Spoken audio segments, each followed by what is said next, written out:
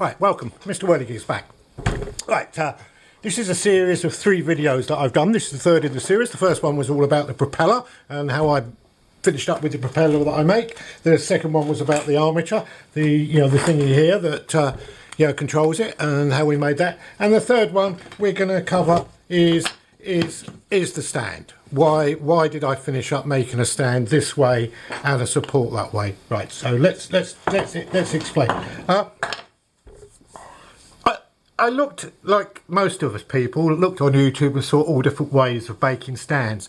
Originally I stuck them on big poles in the garden, and I thought, well, no, because everybody's got their own pole, their fence or anything. So I thought, what I need to do is make a universal stand that people can do whatever they like with. So I just came up with a simple stand like that, okay, which went on a block with 4 holes in, so you could do with what you could do what you like with it. You can you could screw it on top of a post. You could screw it on top of a wall. You could do what you like, and as long as when you put the whirligig on, the propeller didn't go below that level, so it didn't touch anything, that was okay. So that was the original stand, and then. But that can come off, so then you can have a post, and then with a post, what you can do, you can sort of screw the post to a wall, or you can put a couple of Jubilee clips and tie it to another post, a metal post, or whatever. So that gave you the benefit of doing that, and then also by using the the plastic liner system like that, if you had a post in the garden, all you had to do was drill a hole and stick the plastic liner in, and you could mount your whirligig that way. So. The reason I sort of finished up with and again, if you see my box, I used to make these by 50s, and the base bits again, just old bits of wood, just cut out, painted. Right, so that's how we did the post, and then of course you've got to think, well, how are we going to connect the post to the whirligig? So let's go back to some of my early ones. I think a lot of you have seen Bear 1, and as you can see here, we just had the rod sticking out the bottom of the platform with one of these grippy screwy things, which you drill a hole, bang that in, and then you can screw that in.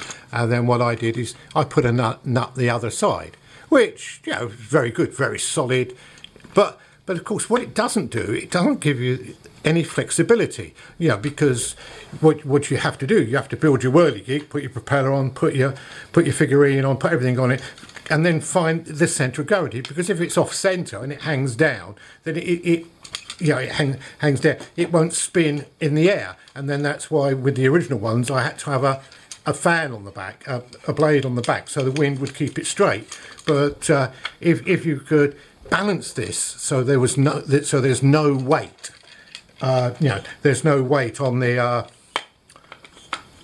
on there, and you see, because that is always going to fall that way. So if you could balance that in the middle, then so therefore there would be no weight on it. And obviously the balance is different if you've got the propeller on or not. So what we did, we put the propeller on and did that. So in the end I decided, well, I couldn't have this bit being fixed to the plate. I had to have something that moved up and down. So that's when we came out with the next way of doing it. Let's see if I can find you one. I think this is Bear. I think this is Bear number 2. Again, if you've seen you've seen this before. And then on this one, what we've done is we've got a piece of wood here, and we put the thing through. And again, it's got a nut on it. And but with this one, you see, because I screwed it from the bottom, it gives me the advantage of being able to move this up and down. Does that make sense? So that wherever you want to put it to balance it, you can move it. So on one whirligig you might have to put it here, another one there, it might be there, and another one. It depends where the weight is. So, and of course if you've got a different platform. So that's the reason why I decided on having a separate base to fit on. So we did that. And then of course, how do we fix our threaded shafty thing onto the piece of wood? Well, so this one, I put one of these grippy nutty washer things that's got a thread on. Build a bigger hole, put that in there, put the thread through and put a nut on it, a shape-proof nut, and put that on there, which held it very solid. And as I say, that very good. Nothing wrong with that at all. Just took a little bit time to make, but nothing out of the ordinary, which was very good, and that worked very well. And I think I made maybe half a dozen like that. So that was that one. Then we went from that piece of wood to this one here, and this one, you see, I've decided to do away with the nut. I just had the nut there, so because really it's not going to go that, you don't need a nut to stop it from going that way, you need a nut to stop going that way. So I just put an ordinary nut on there, drilled out a bigger hole, put a nut on it, and just banged it through like that. And so then that was stage two. So you've got stage one, which was that one going through the wood with the nut. Then you had this one here, stage two, which was having a piece of wood with a nut either side. So and then we had stage three, which is that one. So you can see it was a progress. And then where did we go? Let's have a look. I'm just trying to find ones here. I'm not sure how. This is one somebody asked me to make without it being painted, and this was the fisherman, and this was the fisherman. It didn't really work very well with this one. Can you see, with a wire piece on it? But so, and they wanted to paint it themselves. So I did that on quite a few people. I said, well, I can make them, but I thought, if you could sell them without paint, you could make them ever so quickly. And again, this one is very, very, very similar to that one. With the nut fitted there. These are just old. This is a bit of old plywood. This is a solid piece of wood. Just old pieces of wood I would use, drill a hole and do that and put a nut on.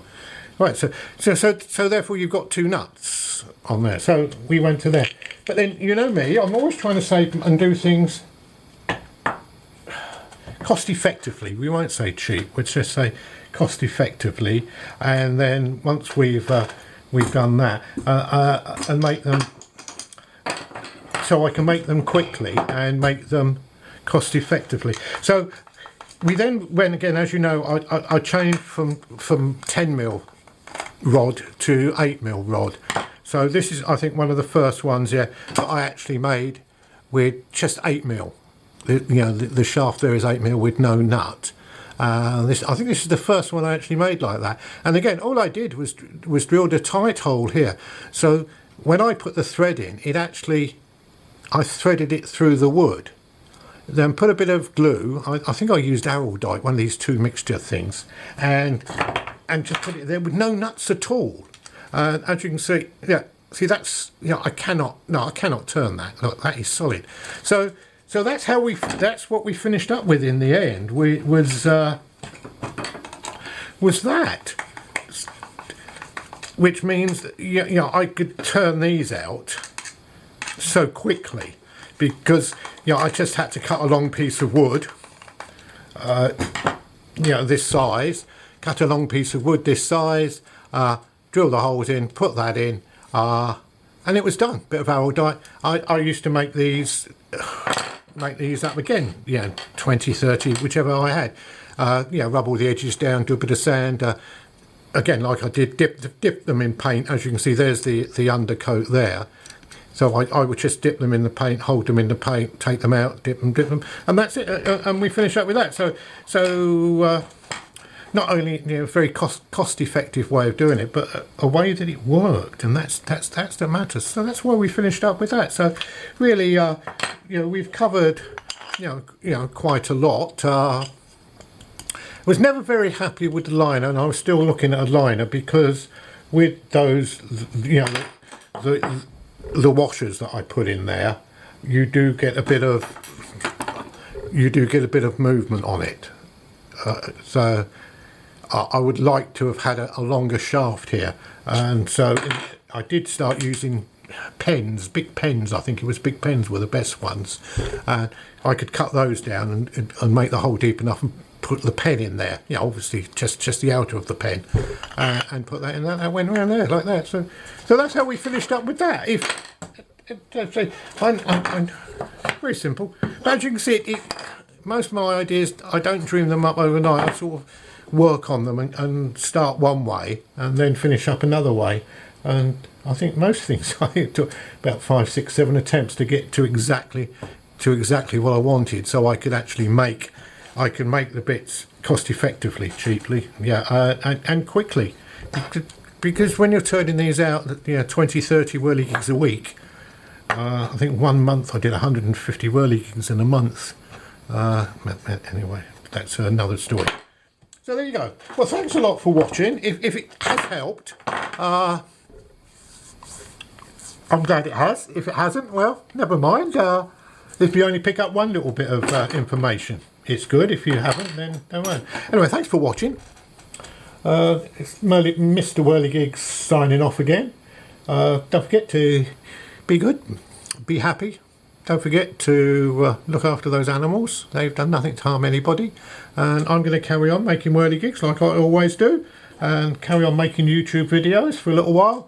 And I hope you enjoy them. If you don't, well, I've enjoyed making it. That's the most important thing. So don't forget what you have to do. Yeah, you know, subscribe. Oh, good news. We are now in August in 2023, and I finally got 1,000 subscribers. So I would like to thank all you people out there who subscribe to my channel. Who would have thought that me, a silly old sod, would get 1,000 subscribers on a YouTube channel talking about whirligigs? But there you go, it's 1,000. Just need the watch hours up a bit. We're about 300 or 400 hours short on the watch hours. So please just watch them. Just watch them to the end. That's the most important thing. So once you click on it, if everybody does that, once I get through that, and that'd be good. And then I shall carry on making whirligigs. So anyway, be good, be happy. Thanks a lot. Bye. Well, thank you very much for watching the video. If you'd like to support my channel, you can do so by obviously sharing and liking and subscribing to the channel. But even more, I'd appreciate it more if you'd love to buy me a cup of tea so I can dunk my biscuits into. It would be greatly appreciated. Follow the link in the description. Thank you.